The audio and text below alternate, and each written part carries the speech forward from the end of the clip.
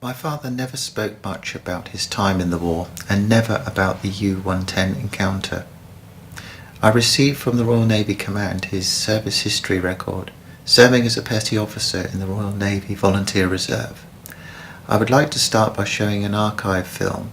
It explains very clearly why Atlantic convoys were so important in World War II to both the British and the Germans.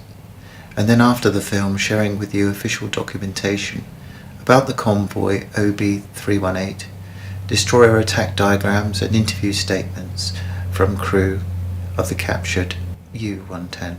On May the 9th, 1941, Lemp and the crew of the U-110 were stalking the icy waters off the coast of Greenland when they sighted a mammoth British convoy. Here was another opportunity for Lemp to enhance his reputation and deal another blow to the British Empire. It was just another day at war, just another convoy. Lemp couldn't have known that on that sunny day in 1941, he was about to become a pivotal player in one of the Atlantic's most titanic struggles. Meanwhile, aboard British convoy OB318, this routine journey to America to gather raw materials for the war effort seemed to be proceeding smoothly.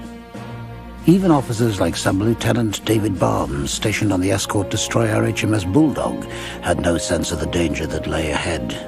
It was a fine day. I think there was some quite sunny blue skies, big swell as you always get in the Atlantic. It was about noon. I was standing on the bridge. Bulldog was just one of the 38 ships in the convoy procession, plodding through the waves at a deliberate pace. Some of these ships are very old, and they'd only go at about 8 knots. So the speed of this convoy would be about 8 knots, incredibly so. To the wolves waiting beneath the waves, these lumbering vessels appeared easy prey indeed. Through his periscope, Fritz Julius Lemp sighted his quarry and decided to attack. Torpedo! Low! Fire! Fire!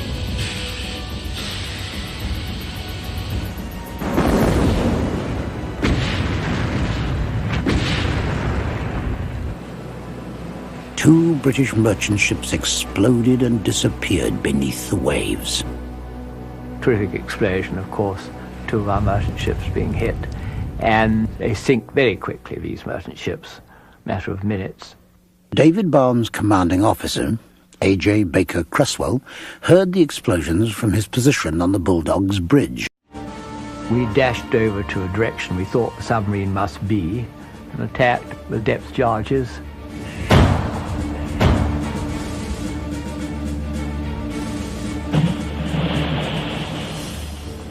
The depth charges launched by the British were set at the perfect range, and the U-110's escape was cut off.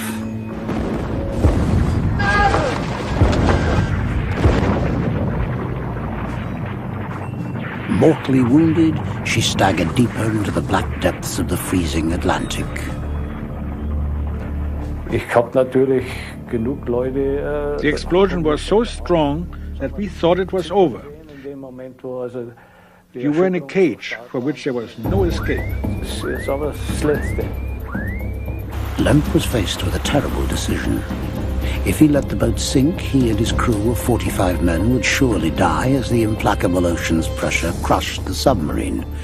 If they surfaced, the British would likely kill them and capture the boat.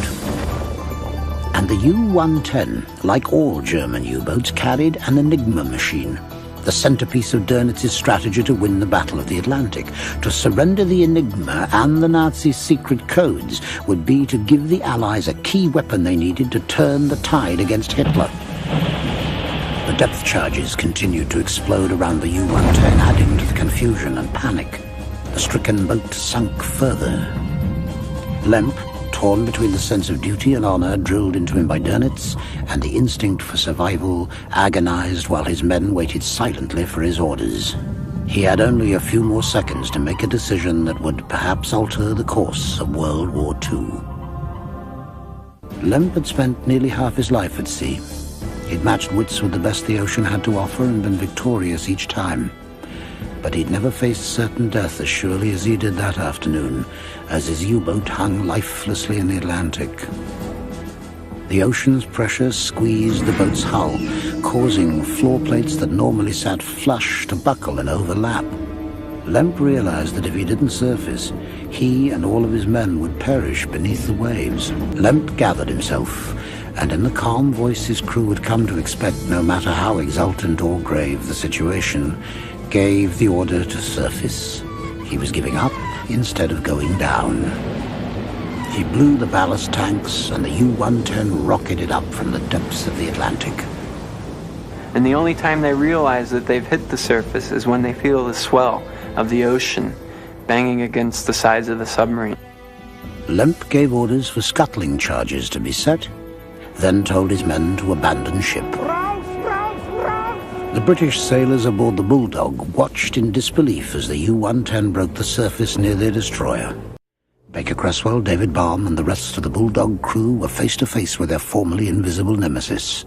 Baker Creswell prepared to drive the prow of his ship through the monstrous Nazi war machine. Lemp went to check out the situation. The first thing he said was, "Ships, ships, ships." My station chief asked him about the classified material, and he told us to leave everything on the boat. The only thing he said was, get out, we are being rammed."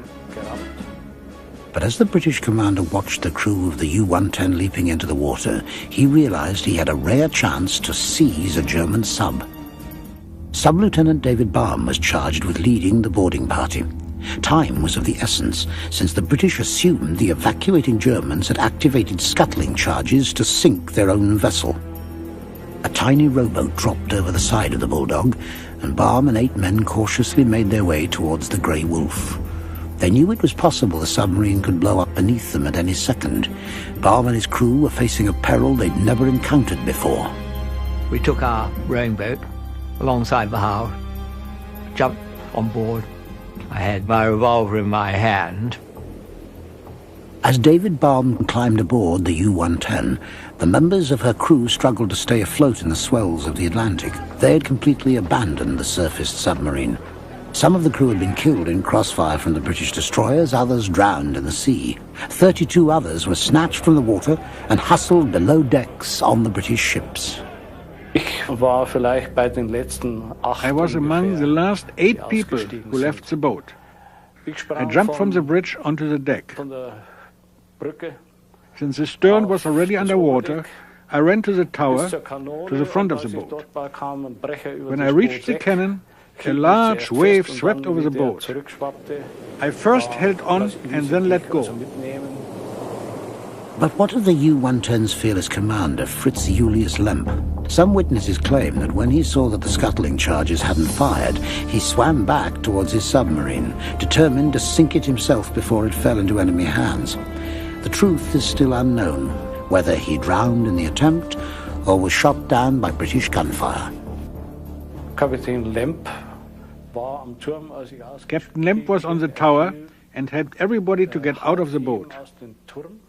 I was swimming in another direction. I couldn't see what happened to him. The only thing I know is that we never saw him again. And as the gentle swells of the Atlantic washed over her, a different officer now strode the deck of the U-110. And I then walked along the deck of the U-boat, which is a pretty slippery thing, with water breaking over it. But then I came to the ladder going up to the conning tower, and I had to holster my revolver, use both hands to go up a vertical ladder. Baum made his way down the U-110's conning tower as his men waited anxiously on the deck.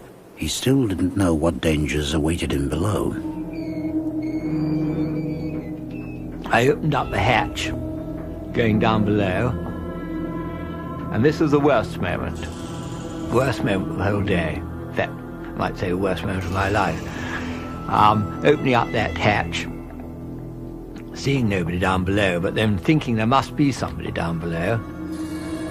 Baum descended into the captured U-110.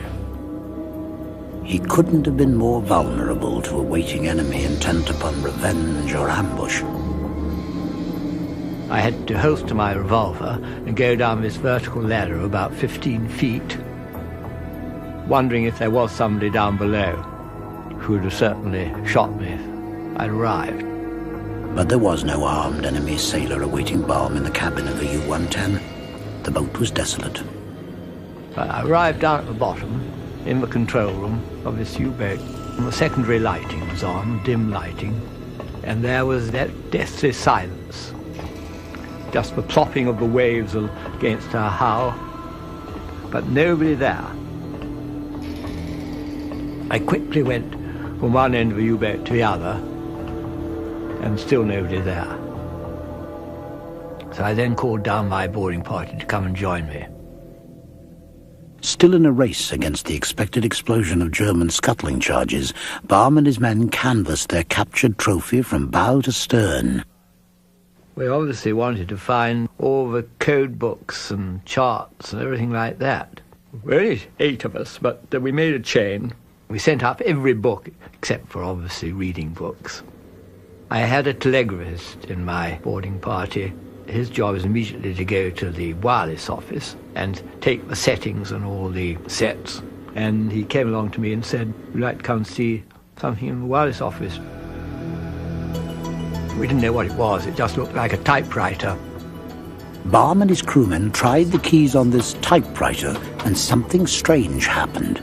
If you punched in, say, for example, the letter A, it may come out as a Z. However, next time you punch the letter A, it may come out as an N or something else.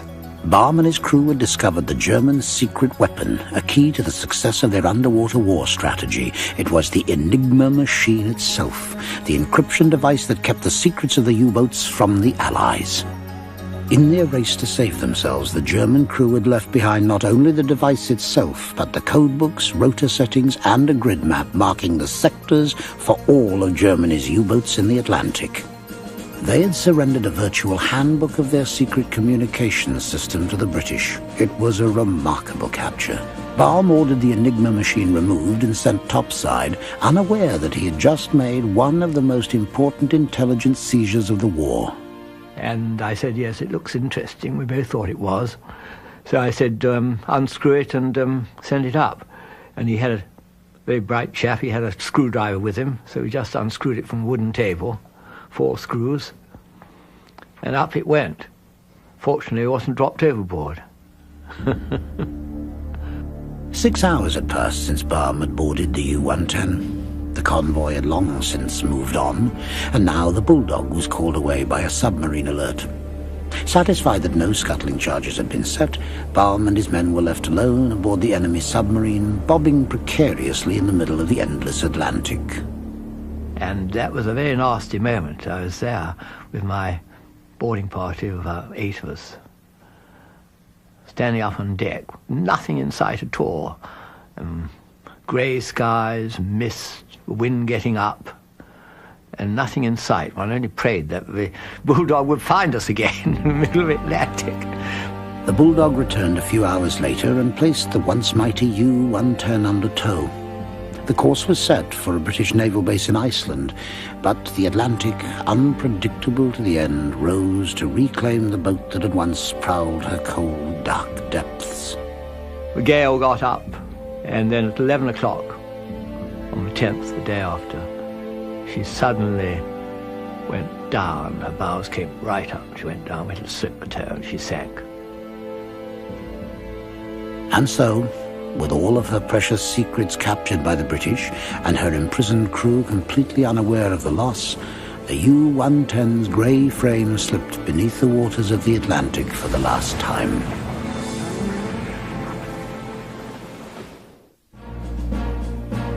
Soon after seizing the German submarine U-110 in the North Atlantic in the spring of 1941, British naval officer David Baum realized that the capture was important.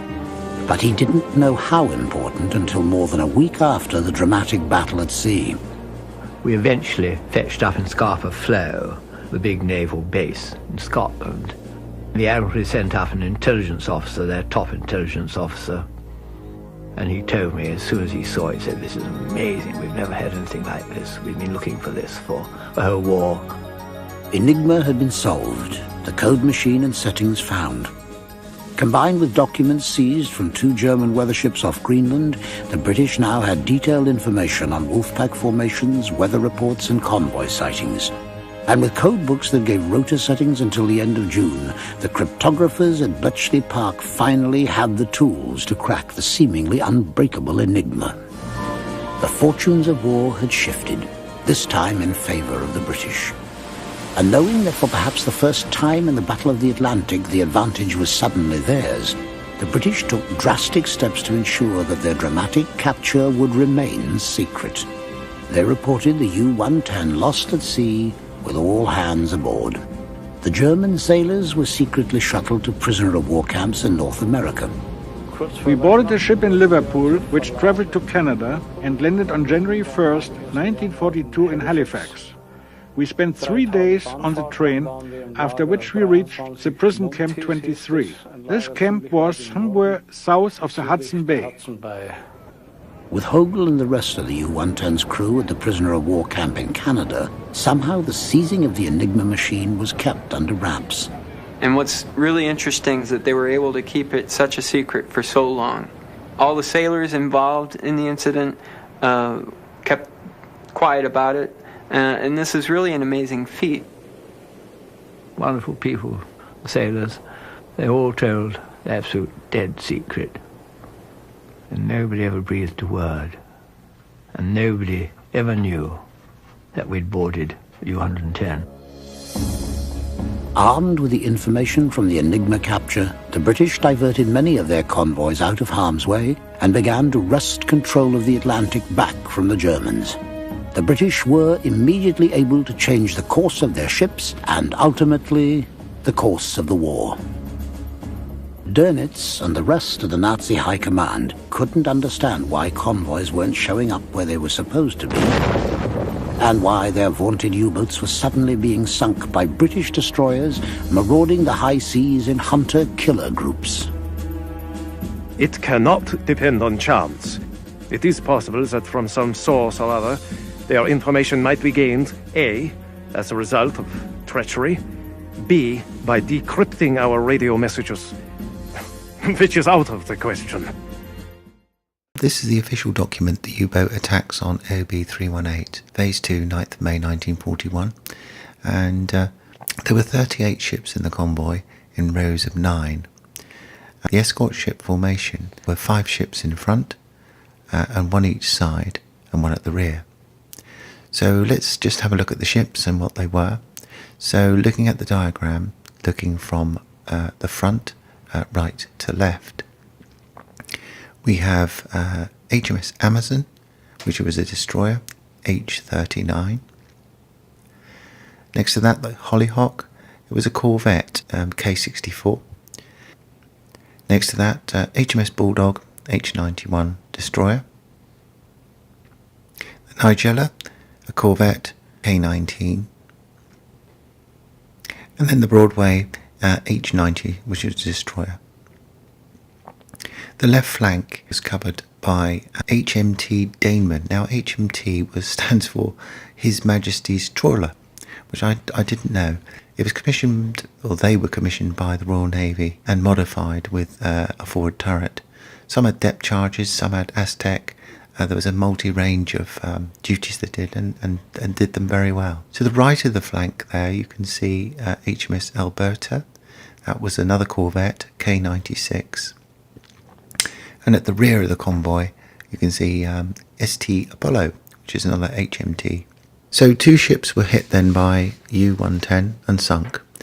SS Edmund, with a crew of 50, was torpedoed and sunk. All 50 were rescued on SS Edmund. And SS Bangor Head, with a crew of 41, 40 of whom were rescued.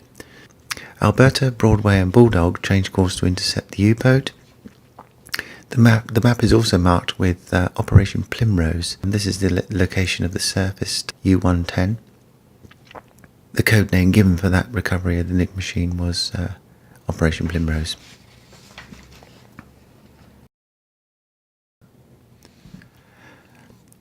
Official report from Captain Baker Creswell.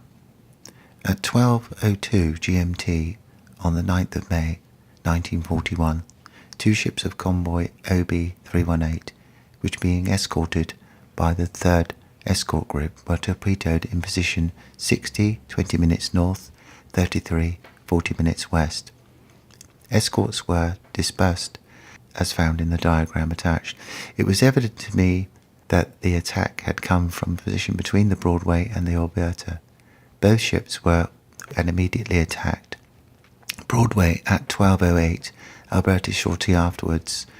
Bulldog was also in contact and could see that Alberta's attack was a good one. Bulldog had moved over to join the hunt. At 12:35, a conning tower was sighted at about 800 yards off the port beam. Fire was immediately opened by a 4.7-inch and 2-pounder tom-toms and a stripped Lewis gun. One shell struck the conning tower, and the men were seen to be abandoning the submarine.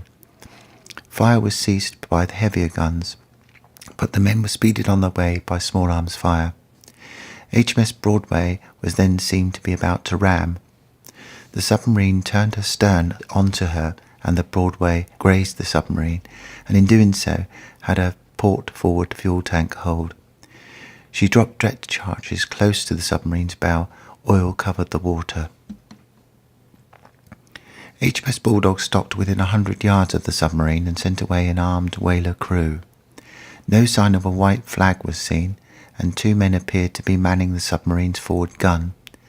Fire was again opened by a Lewis gun, and 2 of the 3 men were hit. My object was to keep the crew rattled. They already appeared dazed and uncertain what to do. By the time the whaler was alongside the submarine, the whole crew appeared to have jumped into the water. There was a moderate sea running, and the waves were breaking over the U-boat's deck. The officer in charge of the whaler, appreciating the necessity of speed, ran his boat hard onto the submarine, and a wave carried it onto the deck, where it was smashed. The crew found that the conning tower hatch was closed. They opened it and went below without delay. Their orders were to seize all books and anything that looked important. Shortly after, they signalled the U-boat had been abandoned and appeared to be sound and no danger of sinking. I therefore decided to take her in tow and passed a 3.5-inch wire. The submarine was trimmed slightly by the stern and had a slight list to port. She was making a little headway downwind. Meanwhile, another submarine had torpedoes from 2 more ships of the convoy and was being counterattacked by HMS Amazon and 2 other corvettes and trawlers of the 3rd group. HMS Broadway and HMS Alberta had obtained a further contact and were dropping depth charges. They eventually reported having lost contact. Alberta reported that it had been doubtful. I therefore ordered Broadway to close and lower a boat. Broadway's boat made 2 journeys to bring back books, charts and documents. The wind and sea were rising all the time, and the visibility had shut down to 4 miles. The convoy had turned away from the U-boat after the first attack and was soon out of sight. Consequently, no ship in the convoy witnessed the capture of the submarine. From the amount of gunfire they must have heard, it may be supposed that they imagined the submarine had been sunk. Everyone was back on board by 18:30, and speed increased to 6 knots, and the U-boat, although she had settled slightly more aft, seemed perfectly seaworthy. I had ordered Broadway to escort me, carrying out a broad zigzag astern, and had Alberta rejoin the convoy. Bulldog set a course of 045. There was no incident that night, and the submarine seemed quite comfortable at the speed of the tow. The wind had risen slightly and was southwesterly, force 4 at 0400. By 0700 it had veered west by south. The increased force 6 with the nasty lumpy sea. It was now possible to hold the course. It was decided to let the submarine head downwind, as she seemed comfortable in that position, and keep the wire just taut. Suddenly at 11 o'clock the U-boat began to sink by the stern. Shortly her bow was standing vertically out of the water. She slowly sank and the wire was cut. The prize must have been working slightly in the heavy sea. This may have aggravated any damage caused by the depth charging or contact with the Broadway. Her loss was a bitter blow, as it was felt that having survived so many shocks, particularly Broadway's depth charges close to her bow, she should be able to stand the 400-mile tow to Iceland. I consider that she was forced to service in the first place by Alberta's well-executed attack. Great credit is therefore due to her commanding officer, Lieutenant Commander V.F. Smith, RNR, for contributing directly towards the destruction of UN-10, Commander HMS Bulldog.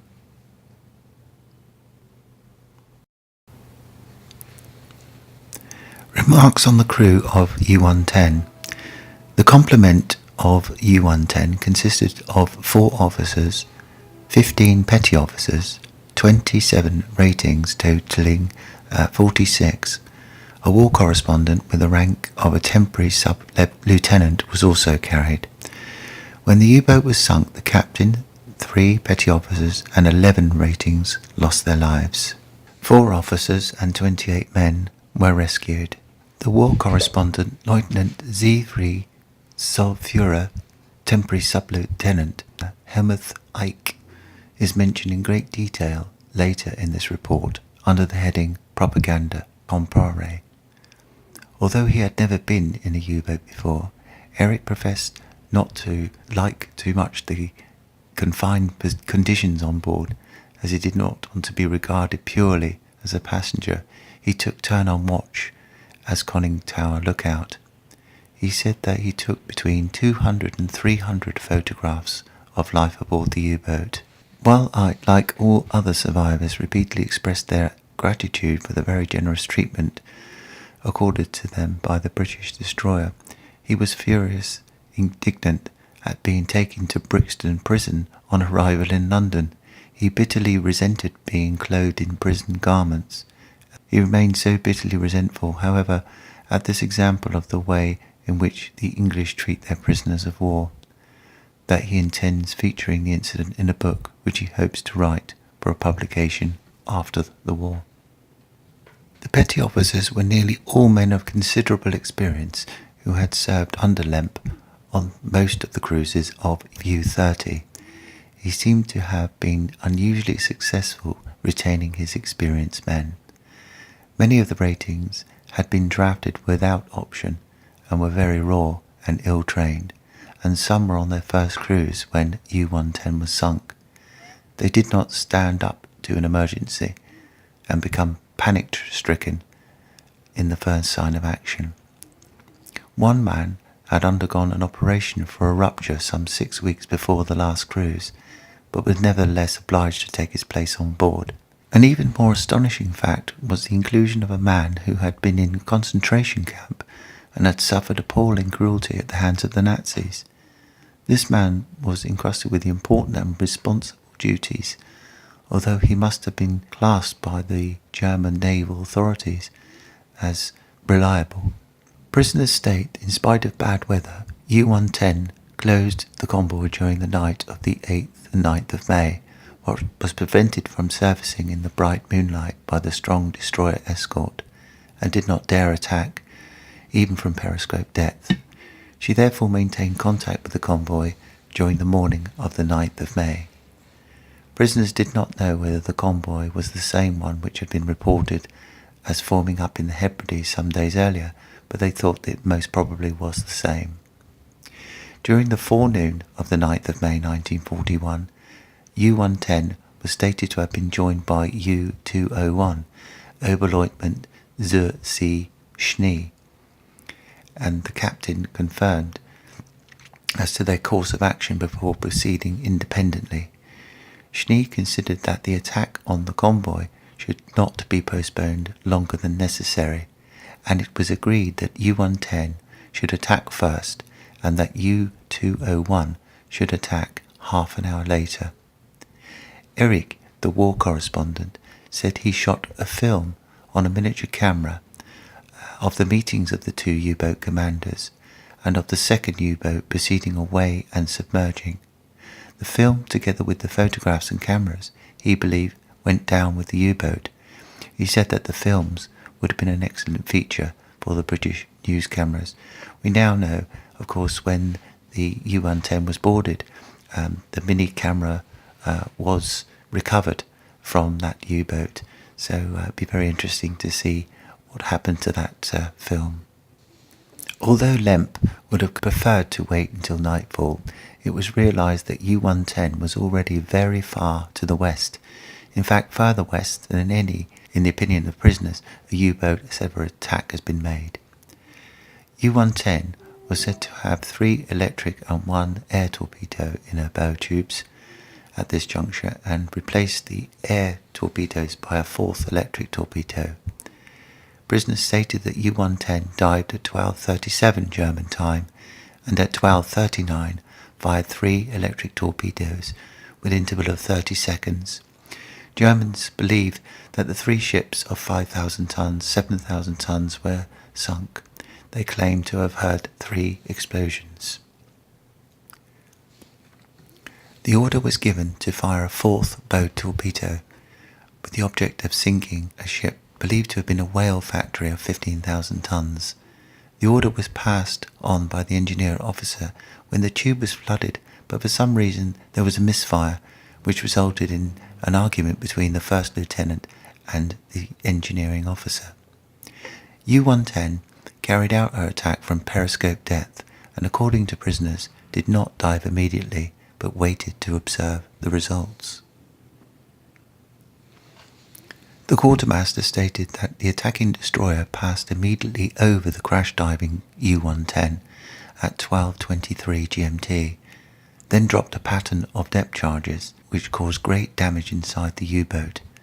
He said that the damage of the depth gauge was smashed and that the spare depth gauge, operated by oil pressure, in the after department showed a depth of 84 meters, that's 275.6 feet, soon after the first depth charge exploded. But the instrument was described as unreliable, and this statement should not be accepted. Conflicting statements were made as the total number of depth charge attacks, but most prisoners stated that 3 patterns were dropped and that 18 explosions were heard. The Germans believed that the British now had a new and accurate system of dropping depth charges. The last pattern was described as having been particularly well aimed. The effect of these attacks was to wreck completely the interior of U-110. The hydroplanes were put out of action at an early stage, as was the rudder soon afterwards. The rudder indicator was smashed, also the compasses. Oil from the damaged fuel tank penetrated into the U-boat near the galley. There was a certain degree of panic among the crew, most of whom rushed forward as the U-boat went down, somewhat by the stern. Some men complained of having experienced difficulty in breathing. The U-boat's depth was now shown by an inaccurate spare manometer to have been 95 meters 311 feet. The captain hoped to escape on the electric motors, but these had been put out of action. 1 battery had been damaged and gas was produced. Realizing the impossibility of escape, he ordered the tanks to be blown with the intention of surfacing, but the wheel-like control of the blowing system was found to be broken and lying on the floor plates. The German considered that the depth charge must have exploded very close to U-110 to have done so much damage. They added the explosions were above them.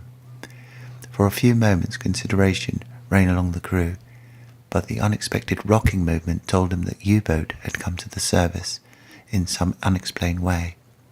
One suggestion was that the suction of the water upwards, resulting in the explosion of the depth charges, may have drawn the U-boat upwards. A chief mechanic thought the explosion of the depth charges, which had smashed the control and the blowing system at the time, turned on the air supply, which had then automatically blown the tanks. The conning tower hatch was open, and quickly all the hands were ordered to abandon ship as quickly as possible. The captain stood on the bridge and hustled his men overboard. He was subsequently seen swimming in the sea, and inquired of the first lieutenant and the engineering officer of how the junior officer was, as he knew they had only recently recovered from a long illness. Prisoners thought that the external fuel tank must have been damaged, as there was a large quantity of oil in the sea. They added that the British opened fire on the U-boat and that some men were killed and others injured while abandoning ship. The war correspondent said at the time of the attack on the convoy he was ordered out of the control room. The next thing he heard was a tremendous explosion of depth charge, which he described as far louder and more terrifying than anything he'd had ever heard on the Western Front, the explosion of Stuka aeroplane bombs included. He staggered out of the control room, where Lemp immediately ordered him over the side. He believed Lemp intended to commit suicide by going down with the U-boat, but the U-boat did not sink. It is possible that he threw himself over the side and deliberately allowed himself to be carried away. U-201 is believed to have carried out her part of the plan of attack as arranged. Empire Cloud, 5,969 tons, and Gregila, 5,802 tons, were torpedoed on the 9th of May 1941, 36 minutes after the U-110 had attacked the convoy. The former ships were, however, not sunk and later towed to port. Here's a diagram then. You can see the Bulldog, the Bertha Broadway hunting U-110 at the top there. ST Apollo picking up the survivors at the Bengal Head. The 2R1 then submerged. The convoy, after the attack of the U-110, turned 40 degrees to port. The 201 fired, managed to strike the Empire Cloud and the Gregula. George Fogden was an engineer mechanic aboard the Bulldog, served with my dad. I just wanted to read a little bit about his story. Just after the encounter with U-110, we were given 2 days break to allow each half of the crew to run ashore, relaxing and having a few pints of beer. In the meantime, another group of merchant ships were arriving in the bay, ready to be escorted to Iceland. When our break was over and all the crew refreshed, we assembled the convoy in the correct order, slower ships at the fore and the fastest at the rear, and then we set sail on the way to Reykjavik. We ran into some stormy weather on the way up, and it was a great relief to see Iceland on the horizon. However, our luck ran out because of the weather. The Canadian Navy had failed to bring up their convoy from Halifax, Nova Scotia, and we had instructions to carry on without our convoy. After they was diverted into the harbour, we were to sail to Halifax to collect the convoy, which we were supposed to escort back to Scotland. We sailed to Halifax and expected to be able to call in at Reykjavik on the way back to take in fuel supplies and have a 2-day break, which was the normal routine. We assembled the convoy at Halifax and started our return journey to Iceland. Everything was running smoothly, or so we thought. About halfway between Halifax and Iceland, we received orders to scatter the convoy, as the German battleship Bismarck and the heavy cruiser Prince Eugen were travelling down between Greenland and Iceland, with the intention of attacking an Atlantic convoys. They were being chased by ships of the home fleet, including our battleships HMS Hood, the Prince of Wales, and 2 cruisers HMS Norfolk and Suffolk, and the aircraft carrier HMS Victorious. They would later be joined by battleships HMS King George V, Rodney, and Repulse. Our instructions were to leave the convoy with a small escort and to steam south in case we needed to help in the battle against the Bismarck later on. We duly sailed south, and eventually we were running desperately short of fuel because we hadn't been able to refuel at Reykjavik. We were by then approaching the Azores, and being a neutral country, we could not enter the harbour without permission. Our captain radioed the British consulate on the Azores and explained our situation and asked if they could help. A response was immediate. Put into operation, we were allowed to enter the harbour, where to our relief an oil tanker was at anchor. After careful manoeuvring, tying up on the starboard side of the tanker, the next operation was to connect up the fuel pipes to our tanks and start taking on fuel. We also hoped that while we were in the harbour, it could be arranged for some stores, food, etc. to be brought out to us. However, after we started taking on fuel, we noticed on the other side of the tanker, also refueling, was a German U-boat. This caused great consternation because if the U-boat left harbour before us, it could be waiting when we got out, and it would be an obvious target for their torpedoes. So while we were refueling, news came through that the ship's radio that HMS Bismarck had sunk HMS Hood. This was unbelievable, as the Hood was always considered to be unsinkable. In view of what happened, our captain decided that we could not wait for stores to be brought out to us. So as soon as our fuel tanks were full, we would leave the harbour, wait for new instructions, and do the best with the stores we had on board.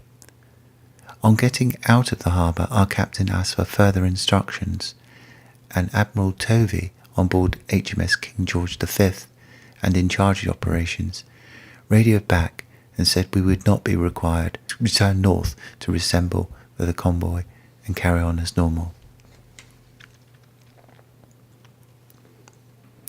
We then spent a couple of days getting back to our convoy and reassembling to start the journey back. In this time, our stores and food were diminishing rapidly, and it was a matter of tightening our belts. The worst thing of all was our bread supply. First the crust went green, which wasn't too bad because we could cut off the crust. Then the inside of the bread started going green. This we covered with jam and pretended it wasn't there. After a while, when the bread was really inedible, we had to go to what's known as the service's hard tack. This was a form of biscuit, like a dog biscuit, and then, as long as your teeth were good, you had no problem eating them. And you had a cup of tea, you could always dunk them in to soften them up. Besides running out of bread, our meat supply had also been diminished, and we had to go on to another good old standby, tins of corned beef. These were 7 pounds in weight and were issued at 1 tin per mess, about 12 men's rations. We also had tins of sardines, which helped to give us a variety of food and vitamins. Powdered milk and vegetables that included tinned carrots and dried peas needed to be soaked overnight. Fortunately, we were on the homeward journey, so we're looking forward to getting back with some real food. This excerpt from The Ultra Goes to War by Ronald Llewellyn, I think describes very nicely the significance, I think, of this capture of the Enigma. When Bulldog reached Scotland, having sent to the Admiralty a cautionary, non-committal signal about her success, she was joined by Lieutenant Alan Bacon, RNVR, who worked in special liaison between the Naval Section and Bletchley, an operational intelligence centre. On the 25th of June, he would take part in the pinch of Lemberg. Bacon spent many hours examining the captured papers in the captain's cabin of Bulldog. His verdict: this is what they've been looking for. Every page was then photographed, the risk of losing the originals in air transit back to London being too great. And then finally, in the Interact treasure trove, arrived at Bletchley Park.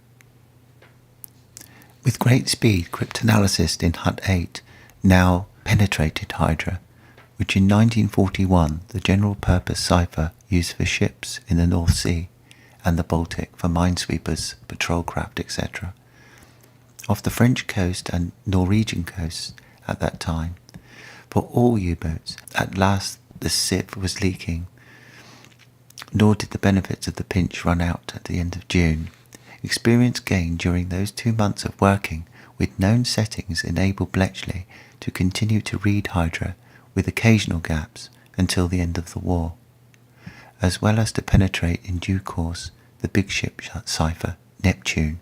History written in terms of Trafalgar at Jutland, but the standard of seizure of the U-10 should rate as a major victory at sea. Its consequences were instantaneous. To support what intended to be the marauding cruise of Bismarck and her escort Prince Eugen, and to replenish U-boats, a small swarm of tankers and supply ships had been stationed strategically over a vast area of the North Atlantic, down to the divide between West Africa and South America. Ultra derived from Hydra now made their elimination possible. On the 23rd of June, hunting groups of the Royal Navy had sunk all 6 tankers and 1 supply ship assigned to Bismarck, as well as 2 more supply ships intended to sustain armed merchant raiders. Raiders themselves were sunk and harried along with their suppliers, the whole operation being so successful that Admiral Dönitz reached a distasteful conclusion. His Atlantic U-boats could no longer be maintained by surface ships. They would have to rely on underwater supply craft, the Michko U-boats.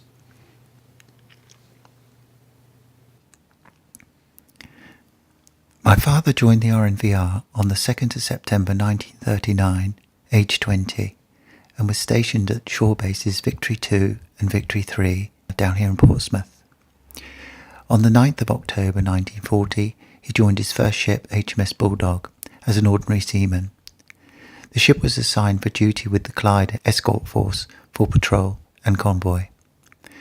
On the 2nd of November, joined local escort for convoy WS4 with cruiser Cairo, HMS Destroyer Beagle, and remained on home fleet duties. After a refit in January 1941, the ship had a work-up exercises until starting convoy duties in the North Atlantic. At that time he lived in Bootle in Liverpool with his newly married wife Prue. Married in 1940, my mum was from the Isle of Man, where life was quite tranquil. She could see the terrible raids across the water from the Isle of Man on Liverpool docks being bombed. She moved to the mainland to work in a munition factory near Liverpool in 1940-41. They lived at number 67 Oriel Road in Bootle. The house was bombed and they moved to Bedford Road. My sister Carol was born in 1941, and then 2 years later my brother Bobby in 1943. He remained in the Royal Navy until 1946. His spell with the Bulldog was quite short, from the 9th of October 1940 to July 1941. From there he joined HMS Erebus and then combined operations, become a petty officer in 1943 at HMS Dundonald. Then HMS Dinosaur, HMS Odyssey, HMS Attack, HMS Shrapnel, and in November 1944 he was posted to Arromanches, Mulberry Bee, Royal Annex. A funny story I remember him telling me, they were sent to guard a warehouse. This is in December 1944. During the night, they were inside the warehouse. They heard a noise outside, didn't know what it was. It was all deadly quiet. So my father decided that the best thing he could do was fire his gun through the door, hopefully hit whatever was on the other side, thinking it might have been a German or something. Of course, the reality was there was not a German within 50 miles of where he was at the time. But of course, as he opened fire through the door, all the rest of the compound opened fire, all on the watchtowers and everything else. There was a big inquiry the next day asking who fired the first shot. So you can imagine my father was going to be a little bit quiet about that one. But there we are. That's one of the stories that I remember him saying to me all those years ago. This document is about a bill not being paid for an item of clothing. It just seems amazing, really. You're overseas, you're in the middle of the Atlantic somewhere, getting shot at, torpedoed, and God knows what else, and they still want some money out of you. So I think it was quite an interesting letter. But basically he's saying that he owes £5 and 10 shillings, and they've been trying to get in touch with him. I think half the trouble with this one, I think, was they were sending it to his parents' address, and of course he was living in Liverpool at that time, and the letter went to his mum's, I think, at County Durham. So there we are. So always an interesting one, and there's only two things that we're assured of, and that's death and taxes, isn't it? And paying all those bills. Campaign stars, clasps and medals instituted in recognition of service in the war 1939 to 1945. 5 medals in all, as you can see. 1939 to 1945 Star, the Atlantic Star, the Defence Medal, the War Medal and the France and Germany Medal. The photograph is taken quite late on in the war, I believe in 1944. It's been a real pleasure to make this video. I have learned a lot in the process of research, but above all I think the incredible sacrifice ordinary and extraordinary men and women made throughout the war. Our merchant navy sailors, without whom our survival surely depended, with those vital supplies from our American friends across the Atlantic and all of our allies. I would like to dedicate this video to my mum, Doris Rose, who brought up my brother and I after my mother died in 1966. My father died in 1983, a modest but proud man, never really spoke much about those dark days of World War II. I was going to do a further video about combined operations and the many bases throughout the UK, some used for training and others where they would test new equipment, for example landing craft and gunnery schools. Thank you so much for joining me on my dad's service. I will leave links to some of the documents below if you would like to look at them in more detail.